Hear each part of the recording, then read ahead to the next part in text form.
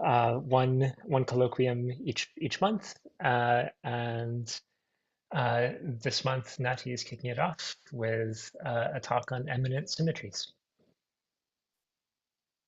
Thank you. So it's a pleasure to be here, pleasure to give the talk, and pleasure to see all of you. I would appreciate it if you show your faces so that I can see whether you fall asleep or not. It will give me some feedback. The talk I'll be talking about, this talk based on work that I've been doing over the last, it's more than a year now, mostly a paper with Meng Cheng in November. And the beginning of the first part of the talk will be based on a later paper with Shu-Heng Shao from July. And there are two more papers to appear with Shu-Heng and Sahand. And I also want to thank Tom Banks, who participated in the early stages of this project, and for coming up with the word eminent. To be honest, I told him I need a term, and he suggested eminent, and I had to look it up. I didn't know what it meant. And I think it's actually quite an appropriate term. So I'm going to define it. So what are we doing here? Many, if not most problems in physics are about relations between the UV and the IR. And we formulate a problem at short distances. This is where we write the problem. And the answer is at long distances.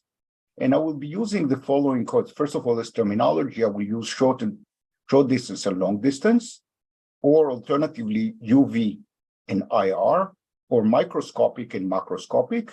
And I will have this color coding that this purple is the UV and this red is the infrared. And I'll try to be consistent with this notation. So given a complicated UV problem, how do we determine the IR outcome? And this is a common problem in physics, and some of these problems, some people are familiar with some of them and some people are more familiar with others. But one of the main tools that we use is to constrain the answer by matching the symmetries. We have some symmetry at short distances. We would like to see how it's realized at long distances. And a refined version of that is the Hooft anomalies. The anomalies should also match. Now, what are the symmetries of the problem? The short distance theory has a symmetry group, curly G sub UV. And for the introduction, I will use groups, but later in the talk, we will also discuss symmetries which are not associated with groups. These are non-invertible symmetries. So for the moment, let this be a group. So we have some group curly GUV, and it has a subgroup, the subgroup of transformations that do not act on the coordinates. That's clearly a subgroup. And that subgroup is referred to as the internal symmetry group. It might seem that I'm kind of splitting hair, becoming too precise about things that everybody knows, but you will soon see that these notions will start being mixed together. So we have a symmetry group at short distances, and it has a subgroup, which is the internal symmetry. And the rest, or if you wish, the quotient, is the group that acts on the coordinates. And that group could be Lorentz transformations or not, depending on what the background is. We could be in the continuum or on the lattice. If we are on the lattice, what coordinate transformations we have depend on what kind of lattice we have. Is it a triangular lattice or a square lattice and so forth? Okay, so that's the story in the UV. What happens in the IR?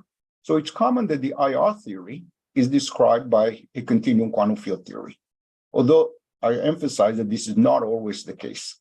But in those cases where it is a continuum quantum field theory, we know a lot about what it could be, and we can organize the answer the way we organize quantum field theory call. The question is the UV, the answer is the IR.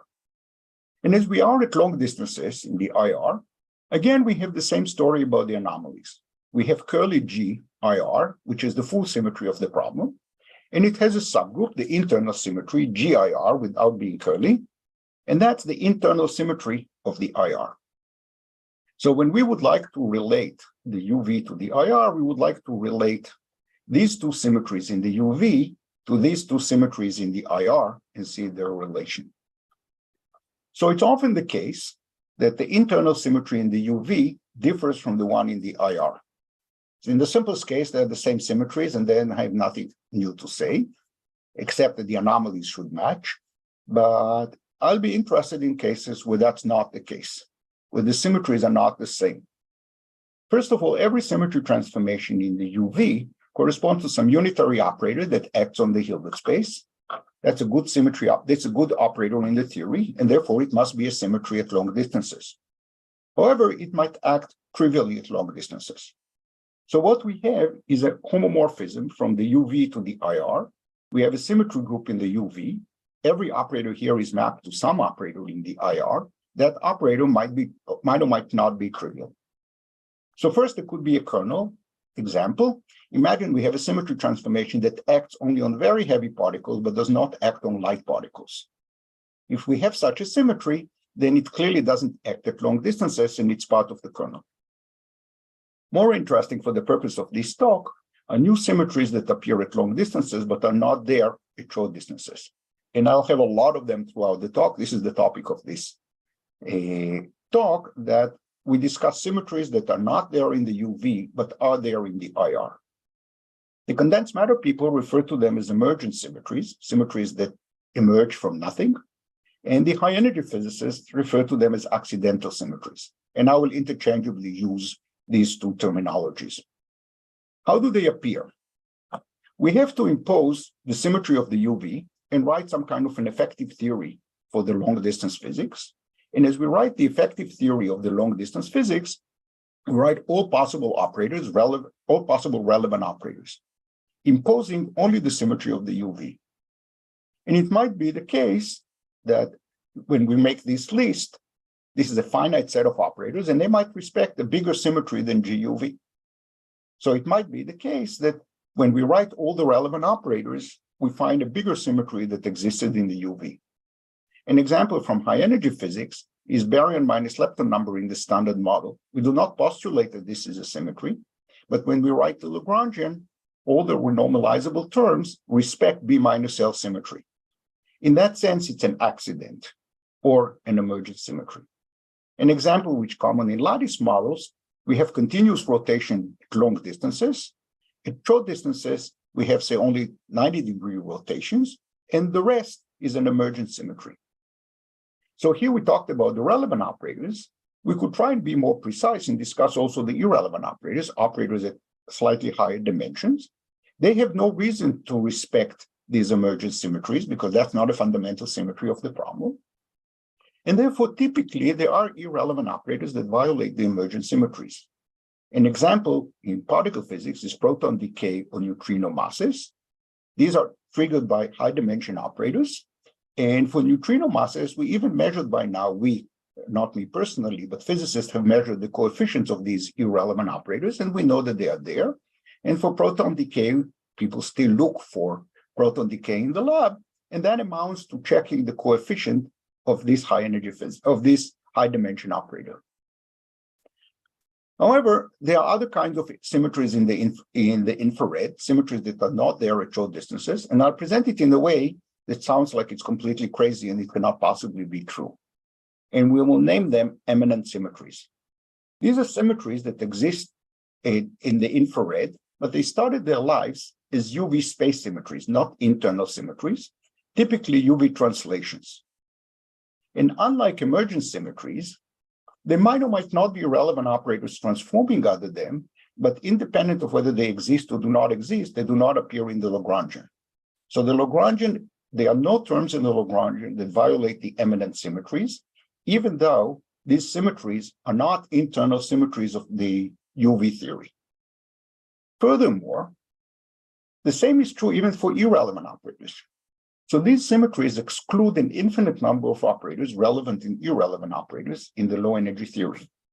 In other words, these symmetries are exact symmetries of the long distance theory, even though they are not symmetries of the UV theory. Phrased that way, it sounds completely impossible. How can we get a symmetry out of an exact symmetry out of nothing? We are used to getting an approximate symmetries out of nothing, but how can we possibly get an exact symmetry out of nothing? I will explain that in more detail through the talk. Also, since these symmetries are more sacred than ordinary emergent symmetries, there ought to be some Hooft anomaly matching also for them, and I'll mention some of that in the talk.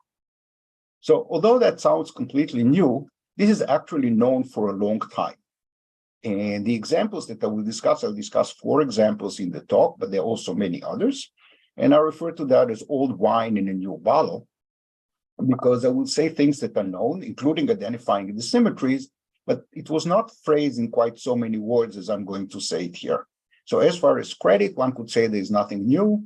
Somebody else could say, oh yeah, that's a fresh way of thinking about it. And somebody else could say, oh, that is completely new. And all views have some truth into them. So I'll have 4 parts of the talk. The first part would be the Majorana chain. I'll do that in a lot of detail, much more detail than needed. Then I'll study the 1+1D lattice Ising model. This is arguably the most studied quantum field theory that exists on the lattice. And I will also take the continuum limits. So these 2 parts will be on the lattice, and then I will take the limit. Then I will have an example involving only the continuum, a system that exists only in the continuum, so that you can see that the phenomena I talk about are not specific to a lattice. They exist even in continuum field theory. And in the end, I will discuss briefly the Heisenberg chain in its form of an XXZ model. And I should mention that there are many, many other examples in many different dimensions. So let's start very easy. Again, if there are questions, please interrupt me.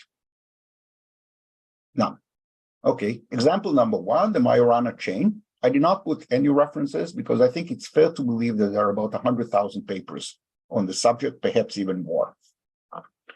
This is one of the simplest models to discuss. We have a lattice with L sites, L is an integer, with real periodic fermions, chi L. Periodic means that we use an index that runs from -infinity to +infinity, and we impose this identification. But I emphasize that what I'm doing is I would like to have precise results about a lattice, a finite lattice, no continuum limit yet, no approximation. And these fermions satisfy a Clifford algebra, chi at different sites, L here labels the sites, is 2 times delta LL prime. What are the symmetries of the problem? We are going to impose 2 symmetries. And note again my color coding. This purple is the UV. This whole statement discussion now is in the UV. I will later discuss the IR. One is translation symmetry, shifting the index of the fermion by 1. And the other is fermion parity that flips the sign of the fermion. This is all I'm going to assume. Now, to keep an example in mind, here is a typical Hamiltonian we can write down. It's a sum of all the sides of the lattice. And we write the fermion at one side times the fermion at the nearby site. This is a Hermitian Hamiltonian. L goes run over the whole chain. And we call it H plus for reasons which will be clear in exactly 10 seconds. So that's a typical Hamiltonian that has these symmetries, but I emphasize that the discussion will be equally valid independent of what the Hamiltonian is, as long as we preserve these 2 symmetries. The reason I put a plus here is that I will also consider H minus, where I take one of the links and flip the sign. In terms of continuum that some of you might be more familiar with, here is the fermion is periodic, and here the fermion is antiperiodic. Making the fermion antiperiodic, so I either put a minus sign in the Hamiltonian, or I put a plus here and put a minus sign here. I assume that you can see the cursor and see what I pointed. Okay, everybody says yes. Yeah, that's visible. Thank you. So either I put a minus sign here and keep the fermions periodic, or I put a plus sign and we keep the Hamiltonian as is, but consider it to be antiperiodic. So far, these fermions don't carry spin. At the end of the day, they will be ordinary spinners.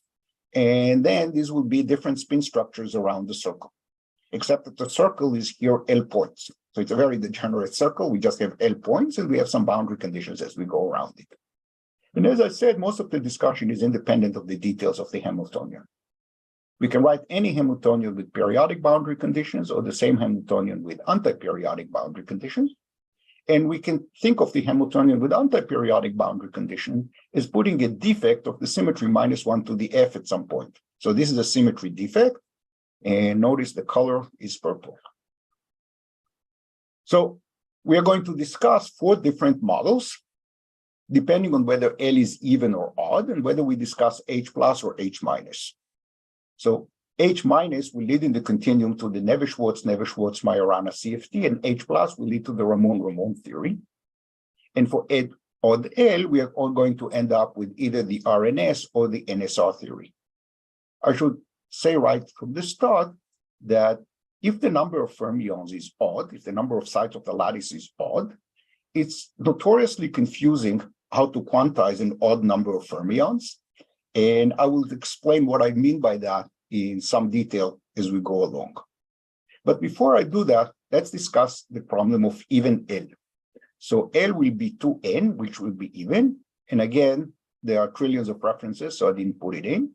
And we are going to discuss in parallel two Hamiltonians with a plus sign and a minus sign.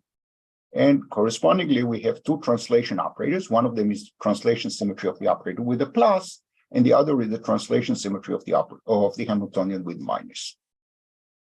So there is some ambiguity how we define these operators, t and minus 1 to the f.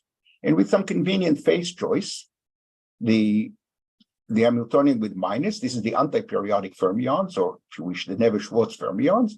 These operators satisfy the following relations. If we raise t to the nth power, which means that we move the fermion all the way around, we get minus 1 to the f, which means that the fermion picks a minus sign, bosons don't pick a minus sign. This is the standard statement about antiperiodic boundary conditions for the fermions, or this choice of spin structure. In the translation operator, T minus commutes with minus 1 to the f.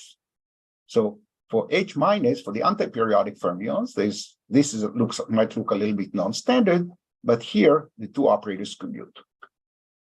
For H plus, if we raise the translation operator to the nth power, we got 1, because we have periodic boundary. This is the statement of periodic boundary conditions. We take the fermion, we move it from site 1 to site 2 to site 3, etc., all the way till we come back around, and we come back to where we started. That's why we have a 1 here. However, it's easy to see that the translation operator minus 1 to the f do not commute. The quickest way to see that is minus 1 to the f is given by a product of all the fermions. Product of all the fermions is the minus 1 to the f operator. And if we shift, all the operators shift by one site, and then we need to rearrange them. So we have to take one fermion through all the others. There's an even number of fermions, so we have odd number of minus signs, which gives a minus sign here. So on the lattice, the translation operator minus 1 to the f anti-commute rather than commute. This is an anomaly. This is an anomaly between lattice translation and minus 1 to the f. So when the fermions are periodic, we have such an anomaly. Now, that might seem like it's almost impossible, because we have an anomaly here between translation and minus 1 to the f. In the continuum, we all know that there's no anomaly involving translation. Translation is a symmetry that acts on the coordinates, does not have anomalies. So we immediately ask ourselves, how can this UV anomaly be realized at low energies? We have a Hooft anomaly matching, because we have a minus sign here. T becomes translation at long distances, but there's no anomaly involving translation. So how can we solve this problem? Any questions so far? None. I'll get Okay. Sorry? I'll get in the chat as well. No questions. In the chat. Okay, so I'll continue. In order to address this question, let's diagonalize. Let's take this specific Hamiltonian and let's diagonalize it. Since it's quadratic, it's straightforward to diagonalize it. We go to Fourier space, go to momentum. We write a Fourier decomposition. The different Fourier components decouple, and the Hamiltonian is quadratic in the momentum modes, in the Fourier modes. The only difference between a plus sign and a minus sign is whether the momenta or the Fourier modes are integers or integer plus a half. That's the difference between periodic and antiperiodic. And every one of them has an energy, and the energy gives such a dispersion relation. It looks essentially the same. The only difference between H plus and H minus, that in H plus we have two zero modes, one at a momentum 0 and the other at momentum L over 2. And with antiperiodic boundary conditions, there are no zero modes because K is integer plus a half. So there's no zero mode. And if we go to low energies, we're only interested in this part of the spectrum. So we make L very big. big but finite, say L equals 1,000,000, and we get a dispersion relation which is linear here and here, similarly here and here. And we don't go to high momentum or high energy because we're only interested in low energy processes. And we find right movers and left movers from the two ends of the spectrum. So we are going to measure momentum from this point and momentum relative to this point. These guys are right moving because the momentum is positive. These guys are left moving because the momentum is negative. So we have a circle, and some modes circle in one direction and the other modes circle in the opposite direction. So we get two different modes, two different Majorana-Weil fermions from the two ends of the spectrum. And you immediately see that H plus leads the spectrum of the Ramon-Ramon theory, and H minus leads to the spectrum of the Never-Schwartz theory. So when you studied in your string theory course or wherever you studied free Majorana fermions in the continuum, these both can be Ramon or both can be Never-Schwartz, and they come from H plus and H minus on the lattice. So on the lattice, we have only -1 to the F. I emphasize that. There is no -1 to the F left or -1 to the F right. These symmetries appear in the continuum. But then we immediately ask ourselves, without chiral symmetry, why is the fermion massless? The fermion in the continuum, we can write a mass term that is invariant of the -1 to the F, fermion left times fermion right. It violates -1 to the F left, but there's no -1 to the F left symmetry at short distances. So why is the fermion massless? And by putting this color coding, this green already tells you that an eminent symmetry will do the job. So let's discuss that in more detail. On the lattice, there is no -1 to the F left symmetry. In the infrared, this symmetry emanates from T plus. So this is the spectrum, say for H plus. We had a T plus translation operator on the lattice. If we raise it to the Lth power, we get 1.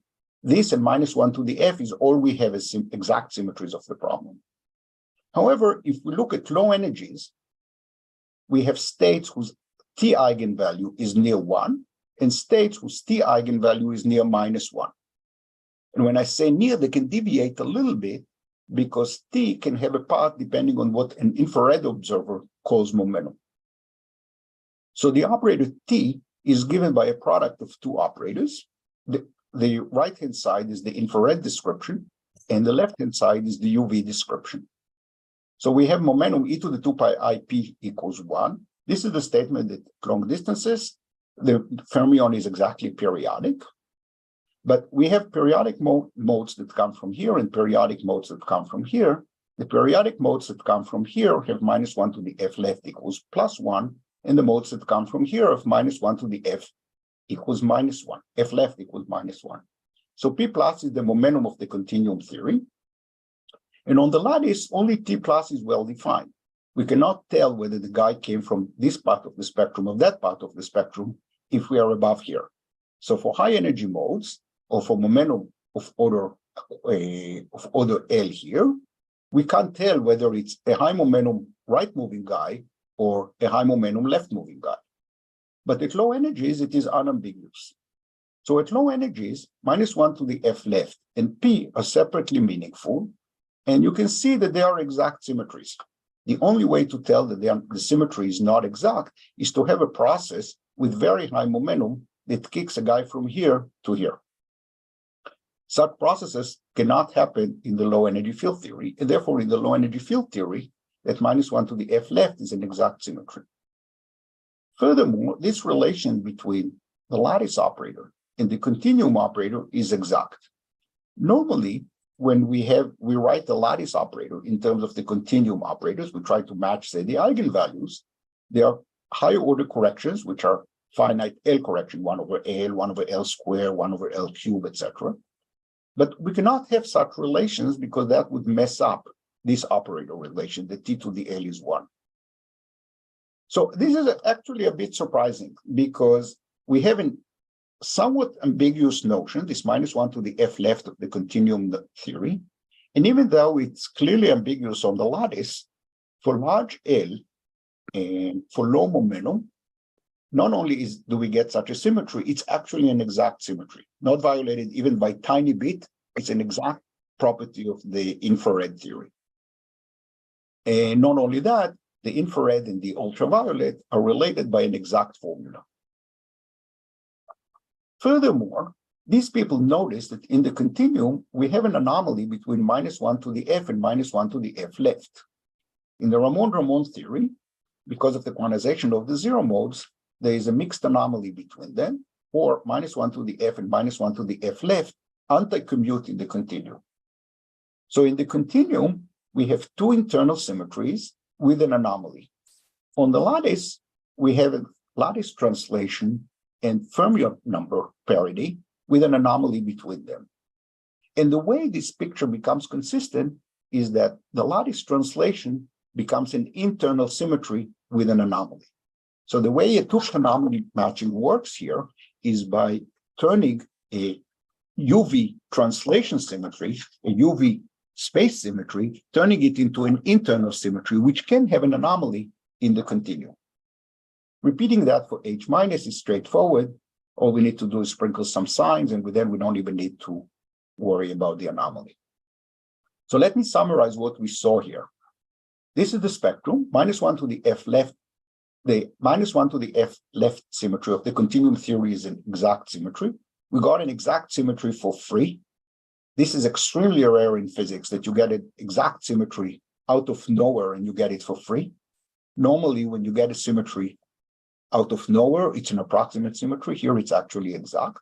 It is not an emergent symmetry. I think it's fundamentally wrong to call it an emergent symmetry because it doesn't have these properties of an emergent symmetry. And it started its life as lattice translation. It also explains why the fermion is massless without having a chiral symmetry at short distances. This is the other question I asked. A fermion mass term is invariant on the -1 to the f, but it violates lattice translation. So microscopically, the fine-tuning to a massless fermion is achieved by imposing lattice translation, and that translates at long distances to imposing the eminent internal symmetry -1 to the f left, which is valid even though -1 to the f left is not a symmetry of the short distance theory. So we're kind of walking on very thin ice. We use symmetries that are not there to make exact statement about the long distance behavior of the theory. And we also saw how the UV anomaly involving fermion parity and lattice translation matches with the continuum anomaly involving fermion parity and the eminent -1 to the f left. So that's what I wanted to say about L equals to n. Let me go to odd L. So now we have an odd number of fermions, chi L, and the question is, why should that be different? Well, before we even go to the details, we have a Clifford algebra with an odd number of fermions, and we all know that the Clifford algebra with an odd number of fermions does not have an operator constructed that acts as -1 to the f, under which all the fermions are odd. There's no such operator. So what are we going to do about that? So if we look at the Clifford algebra, the minimum representation of the Clifford algebra does not have -1 to the f. So what are we going to do about that? It's interesting to look at the literature. The most common, but not the only approach in the literature, is to declare the problem inconsistent and ignore it. It would be surprising to see how many papers about fermions just say, we limit ourselves to even number of fermions so that we don't have to address this issue. The alternative is just to follow our nose and see how far we can go. So we are going to use canonical quantization. And there are two approaches here. One of them is give up on -1 to the f, and then the Hilbert space is not graded. I haven't even said anything about field theory. I just have an odd number of fermions. If you feel uncomfortable with an odd number of fermions, just think of sigma matrices. These are 3 fermions. Nobody's going to say that it is inconsistent. And there's no way to define -1 to the f if you have 3 Pauli matrices. So this is the approach we would take. Another approach, which is actually more common in the literature, is to add a decoupled fermion so that the total number of fermions is even, and then we can define -1 to the f. Either way, either we take this approach or that approach, when we start taking tensor products of the theory, it's confusing because we don't have clear grading to tell us about -1 to the f. But it is what it is, and we are going to follow this approach. For completeness, I want to stress that there's another approach to assume that there's some kind of tensor product, notion of tensor product. Take 2 copies of the system, evaluate the path integral, then everything makes sense, and then take a square root. And the problem with that is then there is no Hilbert space interpretation. For example, trace of 1 becomes root 2. And if you're interested, you can read about this in these papers. So this is the Hamiltonian. We are going to take the first approach, take just the irreducible representation of the Clifford algebra. There is no -1 to the f left, no -1 to the f right. This is the same as for even L, but there's also no -1 to the f, as I've just discussed. So this problem is in a way even easier because the only symmetry in the problem is lattice translation. So this is the model. Again, I'm doing the one with plus and the one with minus. One is fermion periodic and the other is antiperiodic. And if I'm not going to explain it here, but there is a funny phase with 1/16 that appears on the right-hand side when we construct the translation operator and raise it to the 11th power. So this is a free Hamiltonian. So let's focus on this one. Although, again, as I said, everything I say is true for any Hamiltonian with these symmetries. And again, we get this dispersion. We go to momentum space. Again, we have these dispersion relations, except that now, because of the odd number of fermions, we either have one fermion zero mode here for H plus, or we have one fermion zero mode here for H minus. That's straightforward to diagonalize the Hamiltonian. I'm not going to say it in detail because it's very similar to what I said before. We have right movers in this part of the spectrum and left movers from this part of the spectrum. And we immediately recognize that H plus leads to the Navier-Schwartz-Ramon theory and H minus leads to the Ramon-Navier-Schwartz theory. Also in the continuum, this theory has a single fermion zero modes and raises the same issue of how to quantize it, but we can write the partition function and everything is fine. So let's discuss it in a little bit more detail. We have no internal symmetry at short distances, neither -1 to the f left, -1 to the f right, or -1 to the f. So let's discuss H plus. We have this dispersion relation, and the discussion is very similar to what we had for even L. This is the only symmetry we have with its anomaly. And at long distances, we are going to assign well-defined -1 to the f left, being +1 for these guys, and -1 for these guys. These are the right movers, and these are the left movers. And this is the continuum relation between e to the 2 pi I times the momentum -1 to the f left and the anomaly. So P plus is the momentum of the continuum theory from this end of the spectrum of that. And I just did copy and paste from the previous discussion. On the lattice, only T plus is well-defined. In the continuum, we have two well-defined operators, -1 to the f left and P. They're separately meaningful, exact, and I underscore exact symmetries. Furthermore, this relation between the lattice operator and the continuum operators is exact without finite L corrections. So this is, again, this surprising thing. We get a new symmetry for free. That symmetry is exact, and it's even expressed in terms of the lattice operator. It's also expressed in using an exact formula. And here I discuss H plus. We can easily use H minus to flip some signs and repeat the discussion. So this is the end of the discussion of the lattice fermions. Now we would like to bosonize it, or if you wish, sum over the spin structures and find a bosonic model. Or if you wish, perform the GSO projection on the lattice. So all these are synonyms, sum over the spin structure. I was very careful about the boundary conditions. And bosonize the theory, writing it in terms of bosons. And we're going to end up with the Ising model, but there will be some surprises. Any questions so far? None. Okay, so we have to sum over the spin structures. How do we do that? Step one, we double the Hilbert space. We take a direct sum of the Hilbert space we discussed with itself. To which these are the antiperiodic fermions, these are the periodic fermions. That's what we do in the continuum. And I'll use a notation with tilde on top of the Hilbert space. This tilde to tell us that I'm talking about the big Hilbert space, which contains a direct sum of two copies of the Hilbert space we discussed before. And I'm going to take this Hamiltonian, the Hamiltonian for the antiperiodic ones, acting on this guy, and Hamiltonian for the periodic fermions acting at this spot. So this is our problem. We took the problem we already discussed. L is either even or odd. We took it twice, and with the Hamiltonian for one, with antiperiodic and one with periodic boundary conditions. And this is our friend, the translation symmetry operator. We put a tilde on top because it acts in the big Hilbert space, which is the sum. And it acts on the first one as T minus that we discussed before, and acts on the other one as T plus that we discussed before. Furthermore, since we have two copies, we have a new Z2 quantum symmetry that acts as +1 on all these and -1 on all these. So this is the general setup. We doubled the Hilbert space and we just copied what we had before, and we got one new symmetry for free. Okay, now comes a problem, which is really similar to what we do in the continuum. Some operators in this double Hilbert space are non-local relative to each other. So what do we do in the continuum? We perform a projection. We find a symmetry operator that commutes with the Hamiltonian, and we project on invariant states. Option one, we take this eta tilde, this Z2 that acts, that gives us +1 on the Never-Schwarz part, and -1 on the Ramon part, multiplied by -1 to the F, we set it to 1, and we project this big Hilbert space. We perform this projection and find a smaller Hilbert space, roughly a factor of 2 smaller, which we refer to as the Ising Hilbert space. Then we can use a Jordan-Wigner transformation and express the Hamiltonian, which we had before with H minus and H plus, using these variables.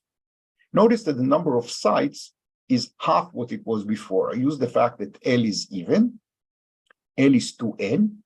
I group fermion number 1 and 2 together, group fermion number 3 and 4 together, group fermion number 5 and 6 together, etc. The number of sites now of the bosonic problem is half what it was before. And this Hamiltonian, known as the transverse field Ising model, is perhaps the most studied Hamiltonian on the lattice. It's huge literature. I think here there are probably of the order of 1 million papers discussing it. Instead of taking a plus sign for the projection, we can also perform the GSO projection with a minus sign. That has the effect, or we can just follow the reasoning and do the same thing here. We find the same Hamiltonian, except that we flip one sign here. So this is the Ising model with periodic boundary conditions. This is the Ising model with the Z2 twist. So as we go around, the Ising model has a Z2 symmetry. We'll soon discuss it in more detail. And as we go around the chain, we perform a Z2 transformation, and therefore the sign here is flipped. Let's discuss the symmetries of this problem. We already said that in the fermionic problem, T plus anti-commutes with -1 to the F. So T plus does not commute with -1 to the F. How are you? Yeah. There was a question? Someone's mic is on. Just a second. So this is the translation operator that we had before. However, something interesting happens. That part of the operator, the part that acts in the Ramon-Ramon sector, suffers from an anomaly. It doesn't commute with -1 to the F.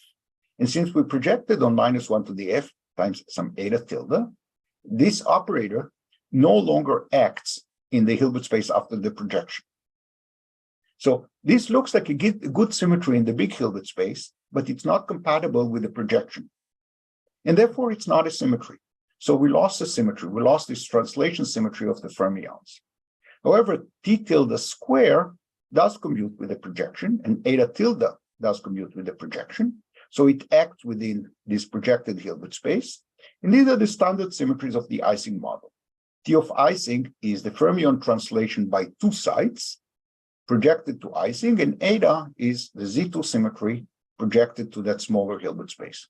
Notice that the total number of fermion sites is L is even, so T Ising to the nth power is 1. And that's consistent with the fact that we group together fermion number 1 and 2, and we group together 3 and 4, and we group together 5 and 6, etc. And we can only do translation by two sites, but not by one site, because that would be incompatible with the way we group them together. So these are the symmetries of the Ising, but it looks like we have lost some information. The underlying system had translation by one site on the fermions, and that's not a symmetry of the Ising model, only because of the projection. And the projection is a problem only for this part of the Hilbert space, not for that one. So we can consider this operator that performs translation of the fermions in the upper block in the Never-Schwarz theory, part of the theory, but putting 0 in the Ramon part of the theory.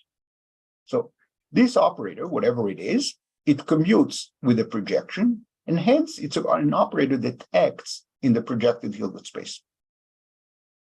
So what we see here is a new symmetry of the lattice Ising model. After the projection, we find a symmetry D.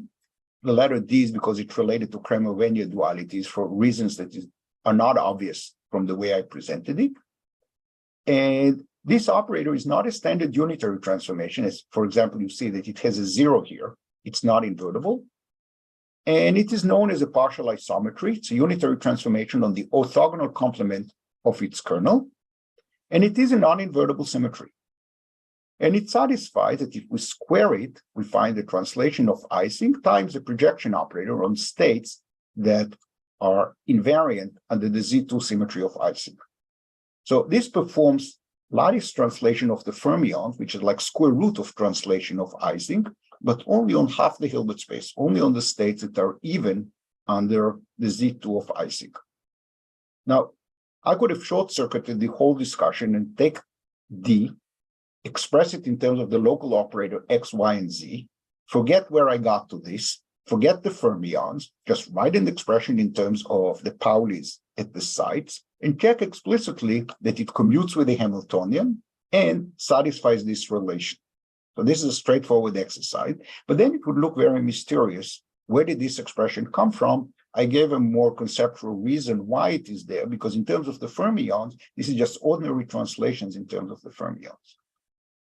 Now we flow to the infrared. What happens to this symmetry operator? In the continuum, it flows to an operator that I denote by curly D, was discussed by these authors. And it is known as a non-invertible symmetry. And it was discussed over the last several years from various different perspectives. And it satisfies, it's related. So the lattice operators on the left is related to the continuum operators on the right. The continuum operators satisfy the following algebra. This is standard in Ising. This is standard in Ising. But D is a non-invertible symmetry. Its square is 1 plus eta. Eta being the Z2 symmetry of Ising. And eta times D is D times eta proportion equals to D. So that exists in the continuum, but I emphasize that the lattice D operator and the continuum D operator, both of them are exact symmetries. They satisfy different algebras. The lattice D satisfies this algebra with microscopic translation, as the square involves translation by one side. And as we take the continuum limit, we find the continuum theory, which has here 1 plus eta. The factors of 2 here is absorbed by this root 2 here, and it is here for various historical reasons. So we can say that this continuum D, the green D of the continuum theory, is a non-invertible eminent symmetry. It is exact in the infrared, not violated even by irrelevant operators. And the discussion I had can be generalized to, we can put higher dimension operators or more complicated operators on the lattice, and it is still correct. So on the lattice, we have T Ising, translation of Ising, and this kind of square root of translation on half the Hilbert space. In the continuum, we have ordinary translation and this eminent symmetry. And again, the same story repeats itself. We have this exact relation between the lattice quantity and the continuum quantities without finite n corrections. Finite n corrections would mess up these exact relations. So this was for even n. For even L, what happens for odd L? Now, there's no -1 to the F symmetry, and therefore no projection is needed. And therefore, we can just skip that part, perform the Jordan-Wigner transformation on the doubled Hilbert space, and we land on this Hamiltonian, which had already been written down by these authors. And it was interpreted as a Kramer-Wenier duality defect associated with the fact that we have a minus sign here and the Pauli Y appears in. The details are not important. The important thing is that this is a well-defined lattice Hamiltonian, and it flows at long distances to the continuum Ising CFT with a non-invertible defect, which was discussed by these people. So these are almost kind of distinct. There is some overlap, but these are somewhat distinct communities that worked on the lattice and the continuum. We exhibited the symmetry, the D-symmetry on the lattice that for which this is the defect. So this is the end of this part of the talk. The rest of the talk I will go a lot faster because I went through a lot of detail here and the time is approaching the end. Are there any questions so far? There was one in the chat back from when you first started talking about the Ising model. And if you can see the chat. I can see Ruben asked, hi Ruben, good to see you. Yeah. I can to see your chat.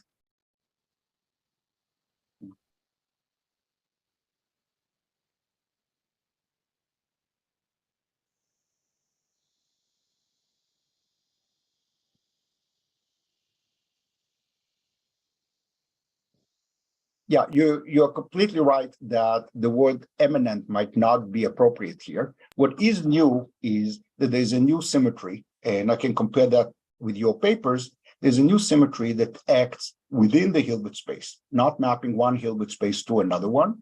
It's a symmetry operator that acts within the Hilbert space, and it commutes with the Hamiltonian. We can argue whether we should call the symmetry eminent or not, but what I can say very clearly is if I started with the fermion Hamiltonian and put more complicated terms, 6 fermions, 18 fermions, but finite size fermions, even number of fermions, and keep it lattice translation invariant, my discussion goes through, and I'm not going to end on exactly the same renormalization group trajectory, but I'm going to hit the same infrared point. And no matter what I do, this lattice operator symmetry will be an exact symmetry of the lattice at every point. And in that sense, it will not be eminent. D will be a good symmetry of D will be a good symmetry on the lattice for any one of them. And I'm going to hit this curly D in the continuum in a similar way. I hope this answered Ruben's question.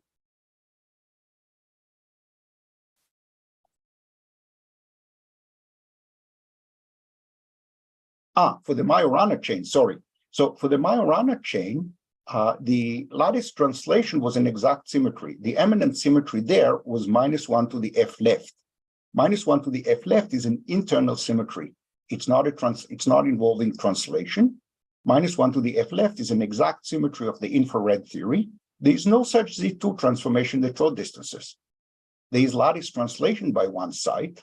Its Lth power is 1. Its square is not 1. So there is no such Z2 symmetry on the lattice. This Z2 of -1 to the f left is an internal symmetry. It has a generator with squares to 1, and there is no such operator on the lattice. I hope I answered your question now. So far, the chat is empty, so I assume the answer is yes. If not, please scream. So I'm moving to another example.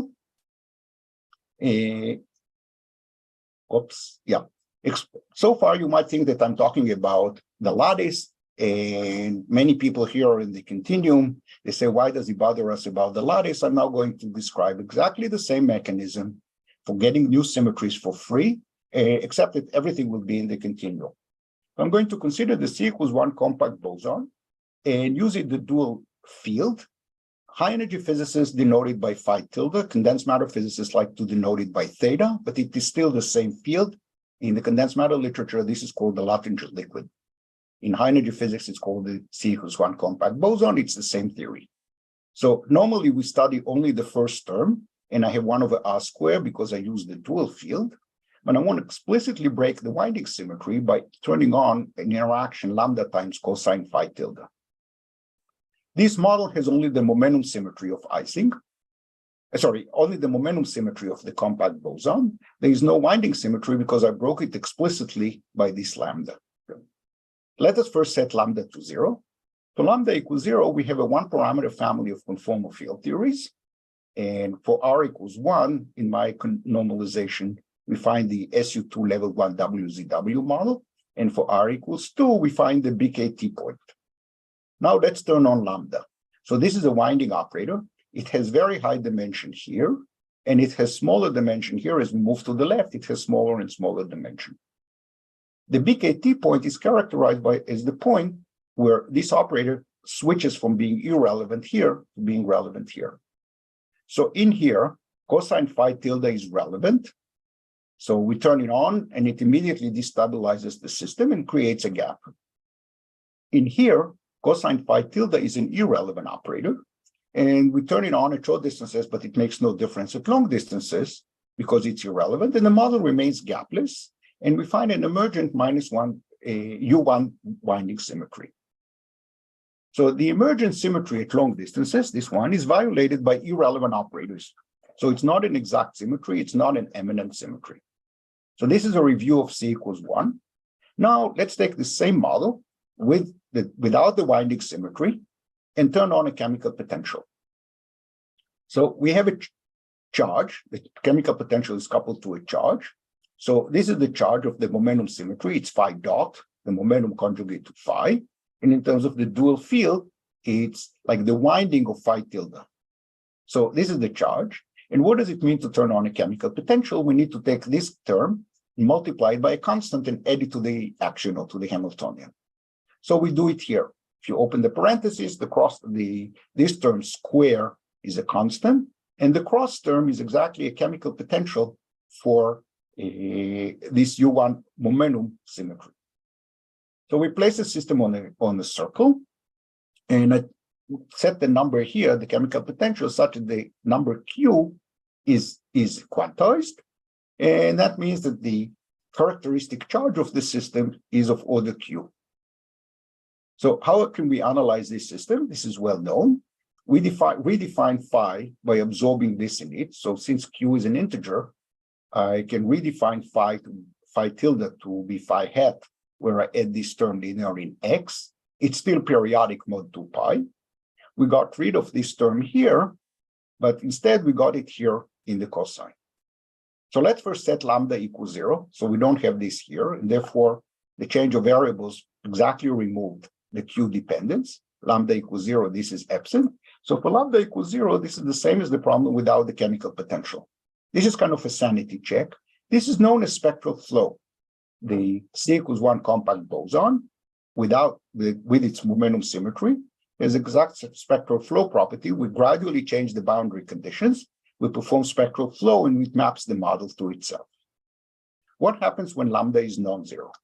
So for non-zero lambda, if you take Q to be large, this term could be relevant or irrelevant, depending on the radius.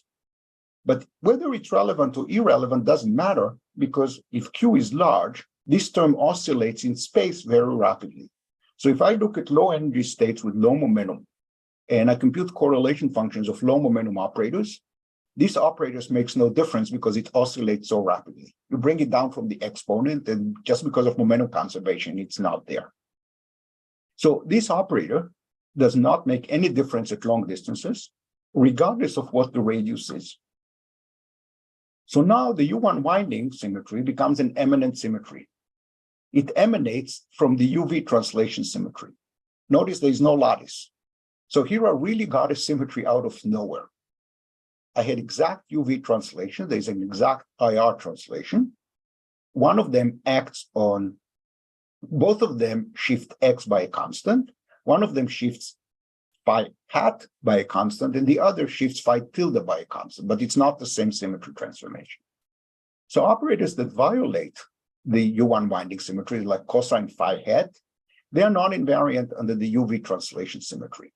So the UV symmetry theory has an exact UV translation, and therefore such winding operators are not present in the action. So they are just absent because of an exact symmetry of the UV theory. Then the other operators, like this one, they are invariant under the UV translation, but they're not invariant under what the IR person calls translations. And therefore, they have vanishing matrix elements between low energy states.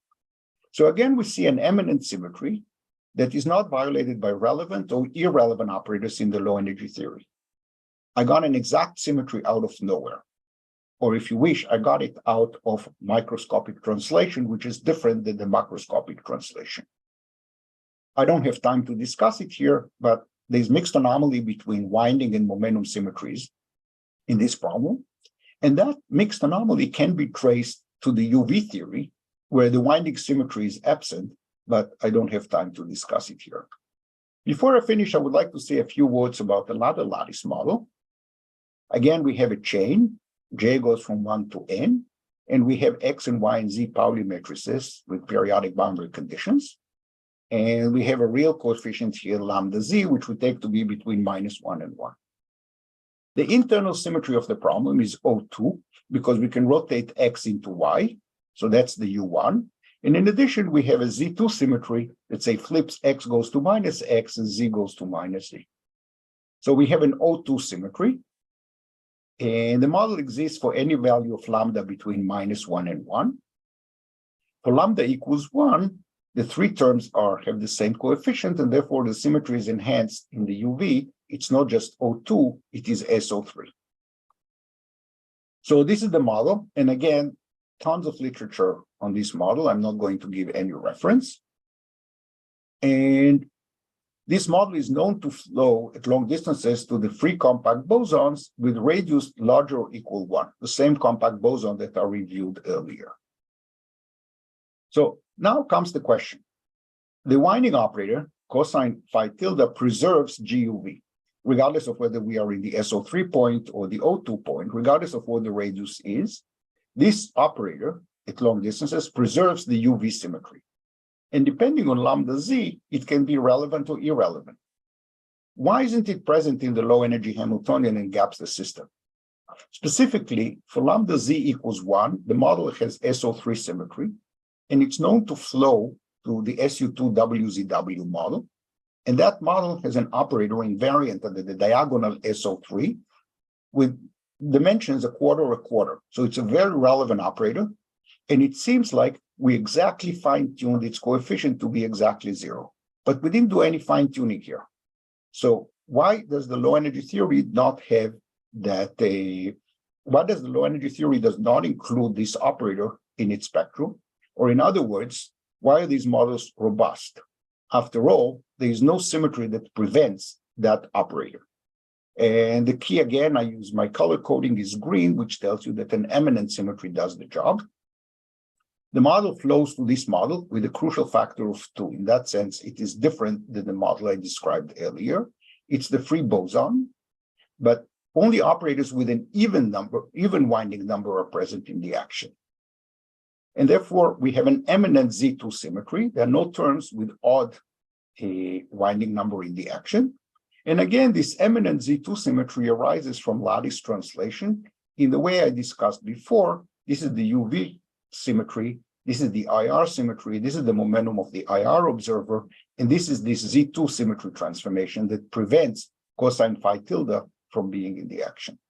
So P is the momentum, C generates this Z2 symmetry, which is actually a combination of momentum and winding, and it is, as before, an exact symmetry on the lattice, and the same words I said before about eminent symmetries still apply. On the lattice, only T is well-defined, but at energies of order 1 over L, N, and therefore also in the continuum, both P and C are separately well-defined. And furthermore, this relation between the continuum observables and the lattice observables is an exact relation without finite N corrections. So for those of you who still stayed with me and haven't left, here is the summary. We discussed microscopic translation. We call my color code is purple. For example, lattice translation, but I also had examples in the continuum. They can lead to eminent internal symmetries at long distances. And unlike emergent symmetries, it is exact at low energies, not violated by relevant or irrelevant operators. It explains why certain relevant operators that are invariant under the microscopic internal symmetries can still be excluded, but it also excludes an infinite number of irrelevant operators. We demonstrated this in 4 examples. The first example was the lattice Majorana chain, and we discussed 4 models, depending on whether the number of sites is even or odd, and depending on whether the boundary conditions are periodic or anti-periodic. And they flow to 4 different models: Neves-Schwarz, Neves-Schwarz, Ramon-Ramon, Neves-Schwarz-Ramon, and Ramon-Neves-Schwarz. And in each case, we got an eminent symmetry from lattice translation, -1 to the F left, and it emanates from the microscopic translation T. And the mixed anomaly between lattice translation and fermion parity is matched at long distances as an anomaly between an eminent internal symmetry and -1 to the F. This is how we resolve a puzzle that in the continuum, there's no anomaly involving translation. On the lattice, there can be anomaly involving translation, but the way we match the anomaly is by turning the translation into an internal symmetry. And I emphasize that this is an eminent symmetry, and that's why it's exact. Then we went to another model. We summed over the spin structure and led to 3 lattice models: Ising, twisted Ising, and Ising with a duality defect. And these models flow to the 3 continuum Ising models with defects. And we saw that the non-invertible duality symmetry D of the CFT start from an exact symmetry of the lattice model, a D, which is again called the color coding. This purple D is an exact symmetry of the lattice Hamiltonian, and it started its life as translation of the Navier-Schwarz fermions. We also discussed an example of a system with a global U1 symmetry and chemical potential. I gave an example of it at C equals 1, but one can show it much more generally. And there we got a winding eminent symmetry. And we mentioned some various lattice spin models like the Heisenberg chain, which also lead to a Z2 eminent symmetries. In all these examples, anomalies involving lattice translation are matched in the infrared by anomalies in the internal eminent symmetries. And we exhibited that in the Majorana chain, a Latinger theorem and filling constraints in condensed matter physics. This is essentially the example with the chemical potential that I had. Again, it's some kind of an anomaly matching. And the Lipschutz-Mattis theorem is the example with the Heisenberg chain. So I'm 1 minute over time, so I think I'll stop. Thank you. Thank you very much. And applauses from the audience. We have a few minutes for questions. And I think anyone who'd like to ask, please just unmute. I have one quick question. Can you hear me? Yes. Yeah, thanks for a very nice talk. So my question is, you showed example of 1 + 1D. This eminent symmetries doesn't care about the dimensions, like it can be in any dimension arise? Yes. In fact, just put the system on the torus, repeat that thing on the torus in other dimensions. It's essentially the same. There are many new ingredients in higher dimensions, and which only makes the story richer. So, because after all, I'm working on a lattice. So imagine you work on the torus and make one of the sides of the torus be one side. So Lx, Ly, and Lz, and let Lx and Lx be anything, and Ly and Lz be 1 in 3 dimensions. Then it goes over to what I discussed. And then you can repeat that with more values of L. If you have more values of L, you can introduce more defects. You can introduce shear, you can introduce rotation, you can introduce more defects of the internal symmetries. So as a rule, as you go up in dimensions, there are more options about what you can do, and the symmetry that emanates from it could be a lot larger and much more interesting. Thank you. I hope I answered your question. Well, I didn't give you a detailed answer. Yeah, no, I think it's fine. But now I have a second question also. So these symmetries are like same like zero form symmetry. So the procedure for like spontaneous symmetry breaking for these eminent symmetries is basically same.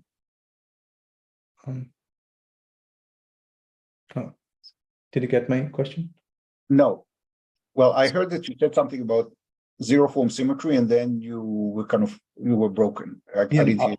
Okay, sorry about that. So I was trying to ask like procedure for like spontaneous symmetry breaking for these eminent symmetries basically the same like other symmetries. Yes. Okay. Yes. So here is an example. We discussed the Heisenberg antiferromagnet, and you can deform it. So we know there's anomaly. There's a mixed anomaly between lattice translation and SO3. And the mixed anomaly should be matched in the infrared. And that means that there's a new Z2 eminent symmetry and SO3. There's a mixed anomaly between them. And the LSM theorem tells us that the spectrum cannot be trivially gapped. Either the Z2 is spontaneously broken or the model is gapless. So from our perspective, actually they said either translation symmetry is spontaneously broken or the model is gapless. That's the LSM theorem from the 60s. The version here is that the anomaly has to match, and therefore there has to be an anomaly between between the Z2 symmetry and the SO3. This is also known for a long time. So there is an anomaly. How can the low energy theory saturate this anomaly? One possibility that it's gapless. This is the WZW model. Alternatively, the Z2 is spontaneously broken. That's another way of saturating the anomaly. And then the ground state is not trivially gapped because there are two ground states because the symmetry is spontaneously broken. So the short distance observer would say lattice translation was spontaneously broken. And the long distance observer would say there's an eminent Z2 and that eminent internal Z2 symmetry is spontaneously broken. And physically, it's clear what's going on. Since the model is antiferromagnet, the spins are anti-aligned. So as we move from site to site, the spins are anti-aligned.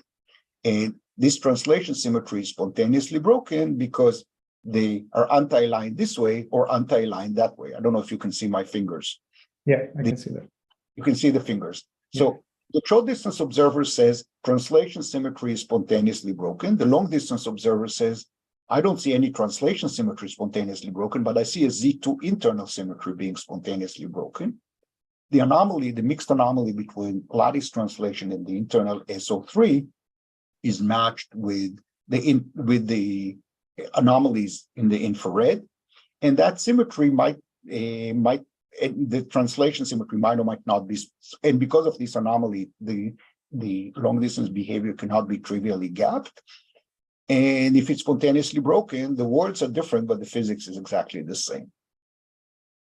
Thanks. I hope. Nice explanation. Thank you. There was a question from Ruben. Is your sound working? Yeah. Thank you. I joined with my phone so that I can use my audio. Hey, Nati again. So it's Ruben again. See you, Ruben. Say again? I can hear you, but I cannot see you. Oh, I can turn on my video. I hope I answered your question. I didn't fully understand what you asked. Yeah, no, thank you. Well, okay, so I can fire the following question.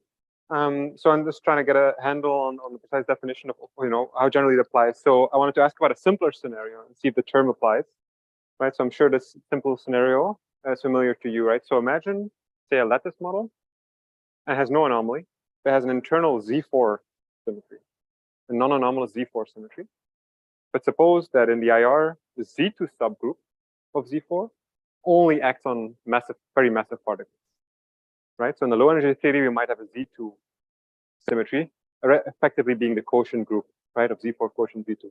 Yes. So my question is just, would you call this an eminent symmetry in the sense that it's an exact symmetry of the low energy? No. Okay. Yeah. Okay. So it is a quotient, and you see more mathematically, what we had on the lattice for translation is a ZL symmetry.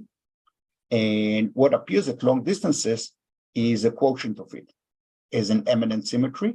So there's a Z2, which is roughly a quotient, but the quotient is not a symmetry, right? The subgroup would be a symmetry, but not the quotient.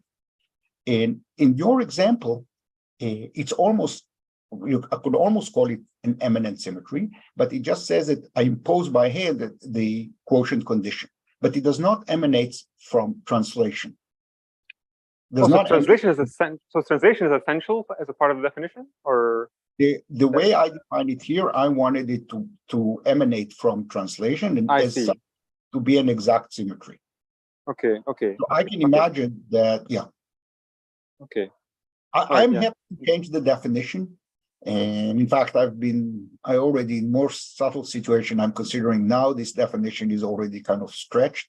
But the main point I want to emphasize is not the term, but the fact that this symmetry is not eminent. So maybe I should give you this thing. We can argue whether we should call it eminent or not. So I'll give you another example where we could argue whether we should call it eminent or not. But the key point is that this is not an emergent symmetry. This symmetry is much more sacred than an emergent symmetry because it is exact. So since I pointed out, if you take an ordinary system that has a one-form symmetry, we can get a one-form symmetry at long distances. So at short distances, imagine we have photons and electrons. The electrons have a mass. At energy below the mass of the electron, we have a new one-form symmetry, which is not there microscopically. And there are no relevant operators or irrelevant, there are no local operators that violate it. Question, should this be called an eminent symmetry or not? It's also an exact symmetry at long distances. the one-form symmetry. And I think we shouldn't, because first of all, we can call it whatever we want, but this one-form symmetry doesn't emanate from anything. In that sense, it is an exact symmetry. And the reason it is that we see that all the time in topological phases of matter. The ground state is robust simply because there are no local operators that violate that act in the space of ground states, and therefore the low energy symmetry is the symmetry is exact in the low energy theory. I wouldn't call it eminent, but I'm open to changing the definitions. So the example that you mentioned is a similar one. In fact, Sahand asked me exactly the same question. And it's clear that it does not emanate from anything. Okay, thank you very much. You see that what is important is it is a different phenomenon, because what happens here is that the TL of lattice translation becomes Z2 times U1 of continuum translation. And you do not have that property in the example you mentioned with Z4. No, okay, yeah, thank you very much. I appreciate it. Actually, yeah. Now, related to that, so the examples you discussed had symmetries emanating from space-time symmetries that had anomalies with an internal symmetries, and that really forced that's correct. This eminent symmetry in the IR. Are there any other classes of? Well, that's a fascinating question, and on even days, I think this is the only way it can happen. On odd days, I'm very motivated to find examples where this is not the case. The way on even days, I think the hero of the story is the anomaly. And the anomaly tells me that something will have to saturate it at long distances. But we know that continuum translation cannot saturate that anomaly because continuum translation doesn't have an anomaly. So the only way to solve this conundrum is to say, oh, we should get a new anomaly, a new symmetry in the infrared that would play the role of that lattice translation, and that would saturate the anomalies. And therefore, we must get the eminent symmetry in order because of the anomaly that started. I now know examples where that does not seem to be the case. So that's why on odd days, I think, well, there might be other mechanisms. Anyway, yeah, but that's the quick answer. So I do not know whether this is the story. Yeah. I got to say that for me, I haven't yet made my peace with it, that we get an exact symmetry out of nowhere, not an approximate symmetry, but exact. I made my peace in the sense that I'm convinced it's right, but I haven't yet completely internalized it. Maybe because I'm older than you guys, and therefore I've been brainwashed longer that such a thing cannot happen. You're not older than all of us. Oh, hi, Dave. And the language you just used reminded me of something, but I think you probably weren't yet in the US during the 1970s gas crisis, but we were only allowed to purchase gas on days whose parity matched our license plate. I remember that was the case, although I didn't live in the US at the time. Yeah. But indirectly, I was somewhat responsible for this gas crisis because it was associated with the 73 war, which I remember very vividly. Well, that doesn't make you responsible for it. It gives you a memory of it. Okay, thank you for exonerating me. On that note, I'll thank Nadia again, and thank you all for coming, and hope to see many of you again in future months this fall. Take care, everyone. Have a good afternoon, evening, and thanks. Thank you, everybody. Yeah, this is really good to see you. See you and everyone else. Bye. Bye. Also, Bye.